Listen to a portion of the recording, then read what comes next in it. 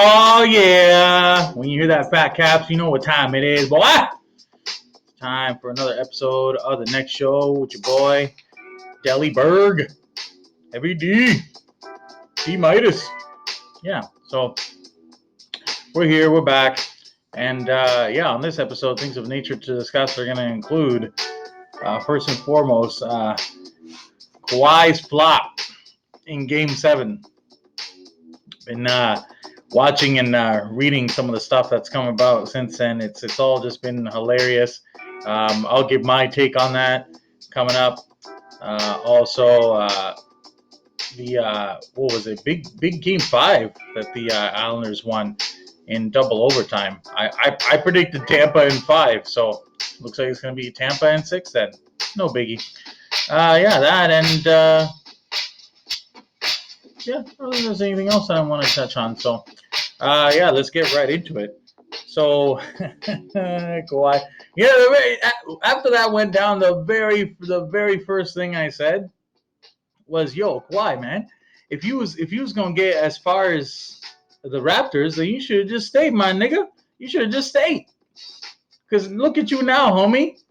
Oh yes, you got to go home, but yeah, now you look embarrassed at home." And now people are wondering if you're one of the best players in the game right now, let alone all-time great. So, oh man, that was just crazy fun to watch. And man, like Jamal Murray out of Kitchener, man, what can you say about this kid? And he's only 23. And Nikola Jokic, the Joker, man, those two guys. Even in the basketball 2K games, man, those guys are like super effective, and you can just basically like run it against the Clippers with just those two guys. But they got a pretty good supporting cast too, and Porter Jr. and even that Bull guy, the big tall guy, Manute Bull's son. He gives you some quality minutes. And who's another guy that was good? I was playing with. Oh, and Morris, little guy. Yeah, man, he can hit threes. He can hit shots too. So they got after playing with them in the 2K basketball game, that's when I realized that they actually got a pretty solid team compared to the Clippers. The Clippers basically got their starting 3 or 4. Because I don't really count like Pat Beverly as a starter, and I guess they got Lou Williams, but he wasn't really hitting any shots in Game 7 anyway. So I don't know, man. Kawhi, you look foolish, bro. Because again, like I said, right after the game happened, instead of playing with guys with rings now and a championship pedigree, you leave and you basically end up playing with a bunch of scrubs. Because what did Paul George shoot? It was something like 2 for 11 or something like that from 3-point range, and then I don't know, he was shooting like 30-some%. And historically, in elimination games, he's averaging as a 30-some% shooter from the field. So he's not clutch whatsoever in elimination games. So like Paul George, he's nobody when it comes time to hit clutch shots, and you weren't doing too much for yourself either. You weren't doing yourself any favors. Like now LeBron's looking at this man and he's just laughing. He's laughing at you, bro. Like, wow. Even he was thinking you should just stay in Toronto, bro. Woo! Well, you live and you learn, right, bud? And now you're stuck with that long-term deal that you signed there. So, hey, man, have fun trying again next year. Who knows what's going to happen? Oh man! And then they had the nerve to make up excuses about, oh well, it was a shortened season and we didn't really get a chance to play with each other that much. Just because you guys kept taking nights off. PG and especially Kawhi with this load management business. Like, okay, well, when next time you have a full season, whenever that's going to be again, Lord knows with this how the whole virus thing shifted everything, but next time you decide to have a full season, maybe you might want to play all 82 games of it together, or at least like 75, like so that I don't have to hear this bullshit excuse again from y'all. Like, give me a break, man, please. Please. Oh, we didn't. Well, you should have made the time. You should have made the time off the court and stuff too. Talk about what your strategies are going to be and everything. So, no, man, don't blame it on that, please.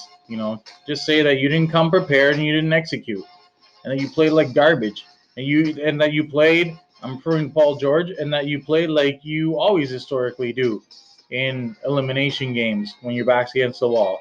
You play like a choker.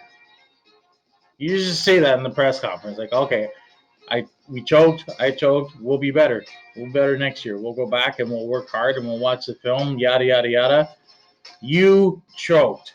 You and Kawhi and Pat Bev and Montrezl Harrell, blah blah blah blah blah. Y'all choked. Okay, in mine and a lot of people's assessments. And then the other thing, speaking of choking, some schmuck in the uh, Bleacher Report comments page was saying something about like, oh, how can y'all call this the biggest choke in recent history when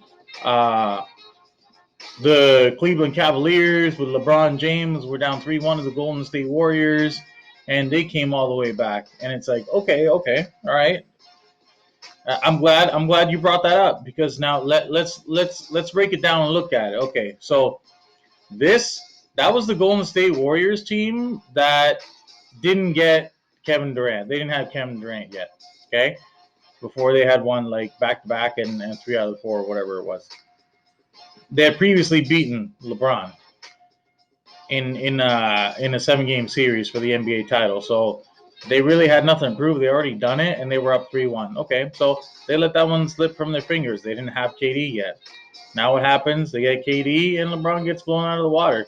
So no, that wasn't really a choke because if you recall, do you know anybody that at that point, because by 2015 LeBron had already won with Miami. Okay, so at this point on the Denver Nuggets, who on the Denver Nuggets would come close to LeBron in terms of his like talent, his strength, and his championship pedigree on the Nuggets? Nobody. That's who. So that's why it can't really be a true upset because there's nobody like the Nuggets, they do it by committee. They don't have any game breakers like a LeBron or like a Kawhi when he's healthy and engaged, or like a Kemba Walker, or like James Harden when he's actually on his game and he's trying. Like Denver is not full of those kind of guys. Like yes, they have very good players, but they don't have anything close to what LeBron is and what he was in 2015 when they came back from 3-1 down against Golden State and then didn't have KD yet. So no, that wasn't a bigger choke. Golden State up 3-1 in 2015. That was not a bigger choke than this.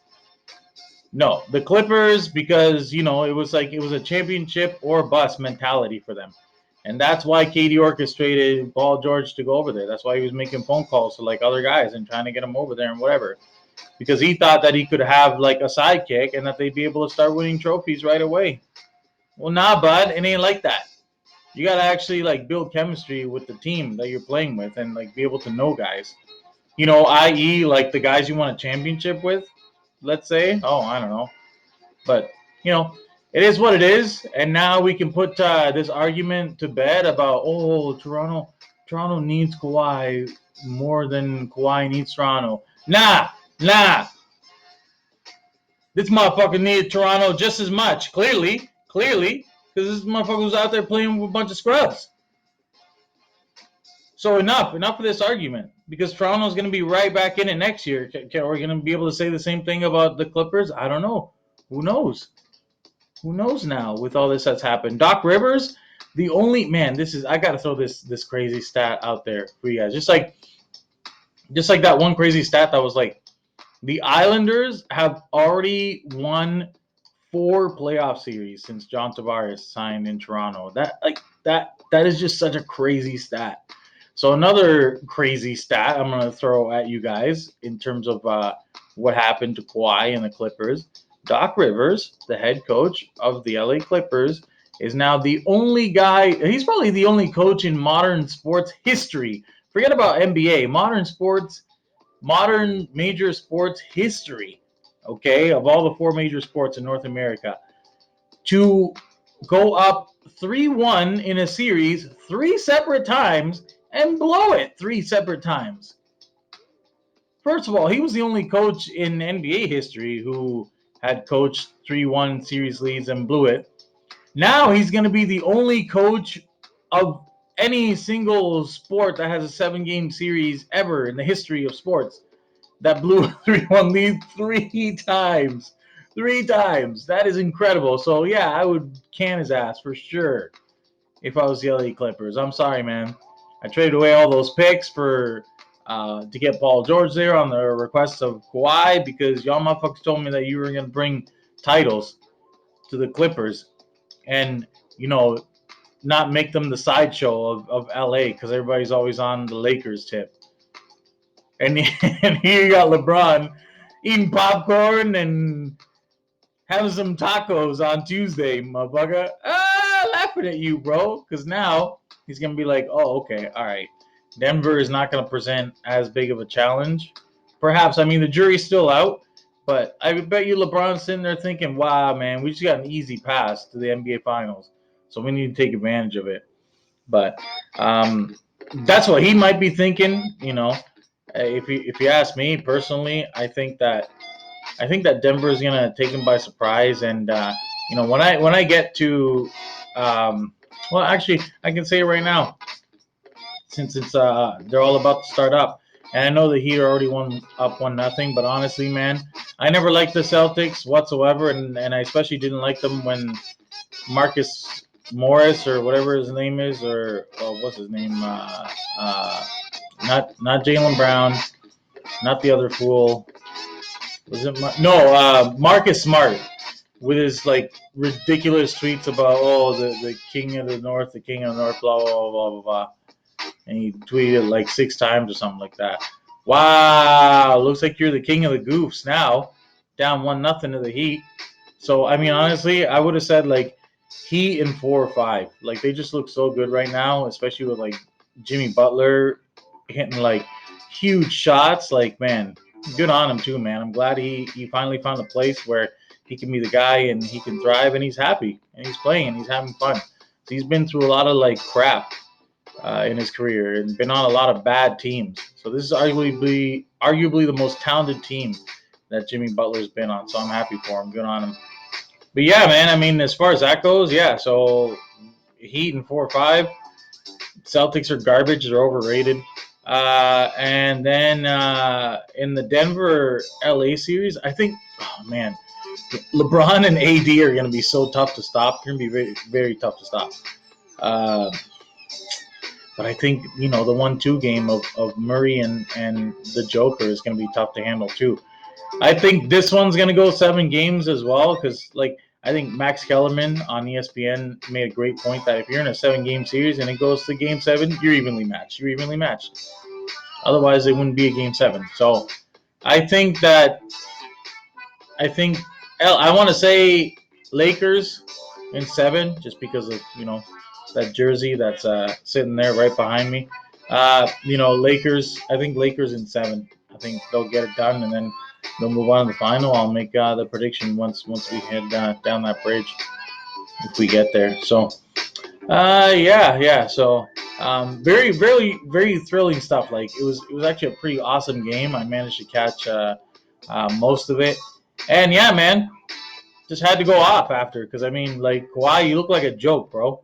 Like I'm not hating on him. I appreciate everything he did for Toronto and for that basketball organization and for Canadian fans of basketball. You know, he just brought the sport to a whole new level of excitement and enthusiasm, which is great by bringing a title, a championship to that city that was starved for one, with the Leafs being garbage.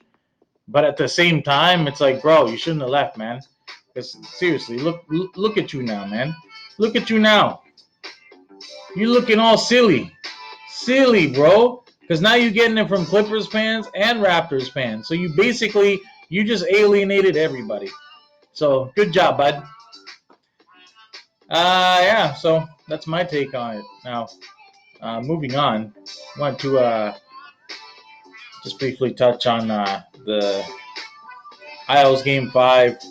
You know, if you're gonna ask me about it as an avid sports fan and a guy, you know, who's been keeping an eye on hockey here since, you know, hockey is, I gotta say, unquestionably my first love.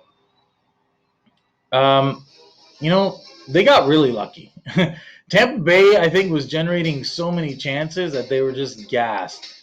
And it just so happened that a guy who's been chastised his whole career for not showing up in the playoffs or scoring clutch goals scored perhaps the one of the biggest goals, if not the biggest goal of his life, and that's Jordan Eberle in double overtime in that game. So good on him. Good on them taking advantage of their opportunities.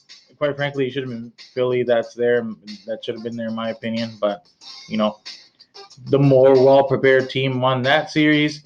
I said Tampa in 5. I guess it's going to be Tampa in 6. I still stand by that. I don't think the Islanders are going to come back whatsoever. Um, I know 2020 has been a crazy, fucked up year, but I think the one thing that you can bet on is Tampa Bay winning this series and going to the Stanley Cup final again. So it's my take on that. I don't really have much to say about the Islanders. I mean, they're just so boring to watch, and just the whole organization as a whole, man, has just been through so much garbage that they're just not. They're in a conference final and they're still not relevant to me. They just don't feel relevant to me. I don't know. So even if they get to the Stanley Cup final, man, people are already saying in the chats. I've already seen this in the Facebook and YouTube chats. Like, if it's gonna be Isles Stars, it's gonna be one of the lower rated Stanley Cup finals of all time. Not for the fault of like the Stars, because I would love to see the Stars compete for a Stanley Cup again. I think they deserve it. It's been a while, and they're a pretty well comprised organization with a lot of like young and hungry, talented guys on there. So, and then Jamie Benn, he's one of the good guys of the league. So I think it's his time to perhaps hoist the cup for the first time in his career. We'll see. But like Hiles, man, they're just so boring to watch, man. Everything, like the uniforms, how they play. Man, I don't know. Just not interested. Sorry. Yeah. So Blue Jays, man, just getting murked. Last night, what they gave up like 20 runs or something like that. It was like 20 to 6 final or something like that against the New York Yankees. And then in progress, what's happening now here as I pull this up to get the information on the score with the game going on tonight against the Yankees. So that's now final 13-2. 33 runs in 2 games. 33 runs in 2 games. I don't think I have to say any more than that. I mean, that is probably the most disgraceful set of back-to-back games in a series against an opponent, especially in your division, let alone what is supposed to be one of the most competitive divisions in all of Major League Baseball. Um, 33 runs in 2 games. I just don't know what else to say. Other than, I mean, like, that's guard. That's guard.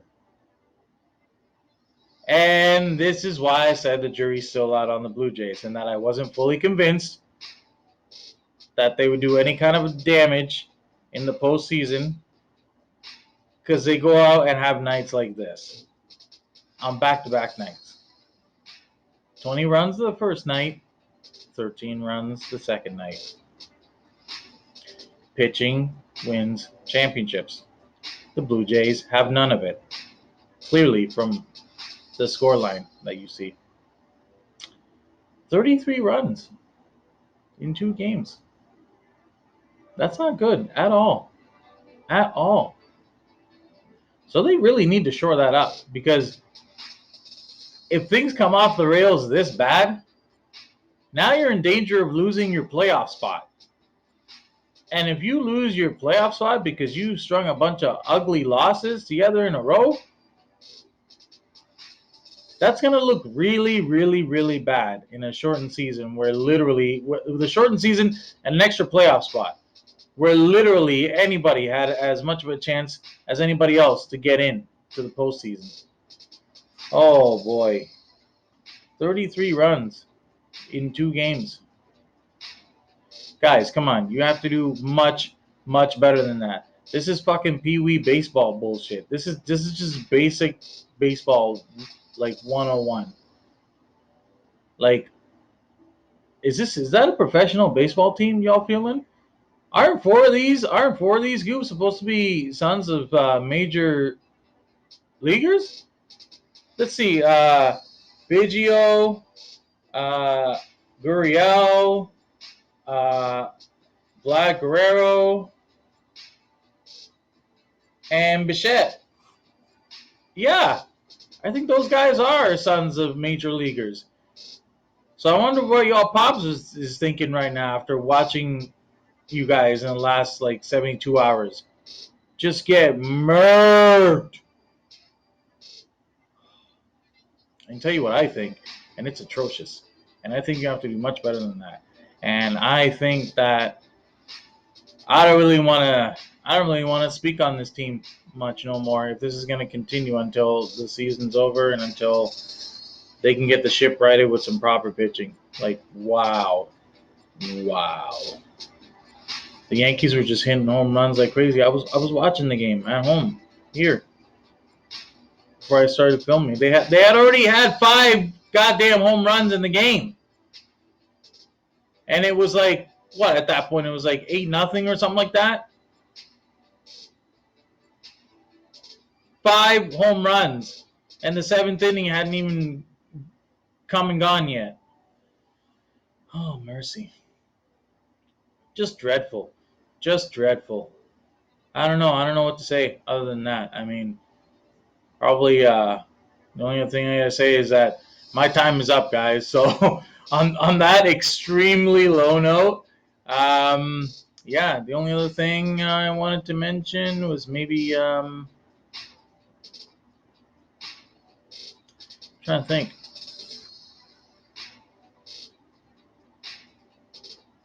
No. So with that, guys, I want to say as usual, thank you so much to my wifey Kirsten for making this happen. The show would not be possible without you. I love you. And my baby girl Sophia. Daddy loves you so much. I hope you're watching this, and I hope you guys out there in YouTube land are watching. So stay tuned for the next episode of the next show.